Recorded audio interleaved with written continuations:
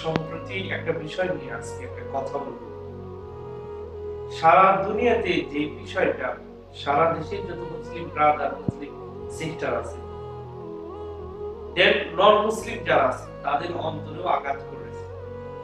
যে ব্যথায় আমি নিজে জর্জরিত। ডেফিনেটলি আমাদের ছোট্ট বোন আসিয়া, তিনি নরবশু ধর্ষণ দিয়ে পাশবিক তর নির্যাতনে আজকে আমাদের ছেড়ে বাড়ি জমিয়েছে আদি অনন্তকালের দেশে।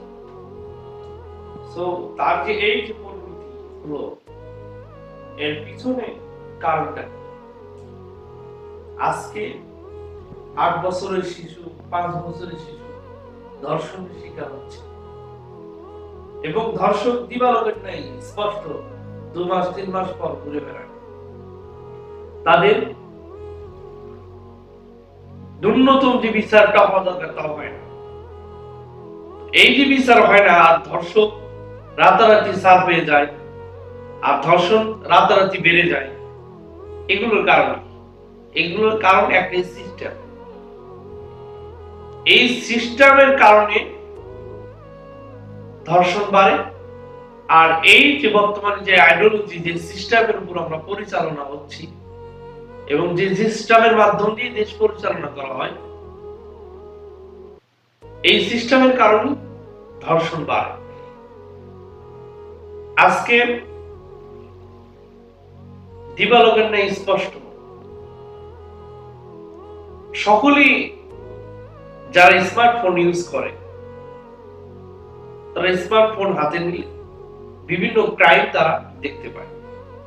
এই যে crime patrol, crime case, Bharat ও ইন্ডিয়ার বিভিন্ন যে মুভি, বিভিন্ন স্টোরি, ক্রাইম, অপরাধের ব্যানার নিয়ে যেগুলো ক্রাইম অভিনয় করা হয়, মানুষের কনসেপ্টে কখনো ছিল না।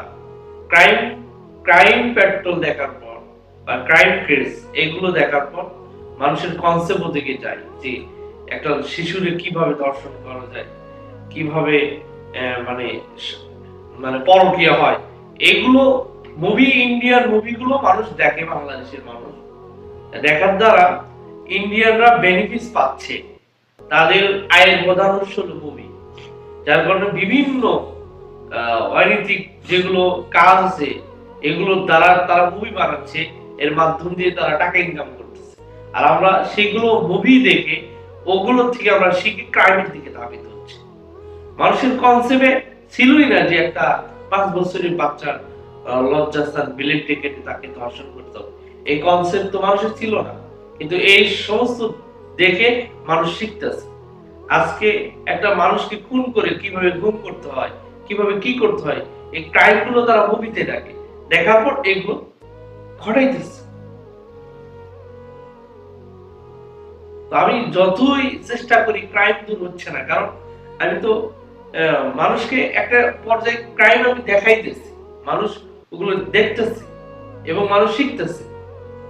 যতদিন পর্যন্ত এগুলো দূর না হবে, মানুষ এগুলো থেকে, এই অশ্লীল কাজ থেকে, ক্রাইম থেকে মানুষ দূরে না থাকবে, ততদিন পর্যন্ত এগুলো দূর করা সম্ভব না।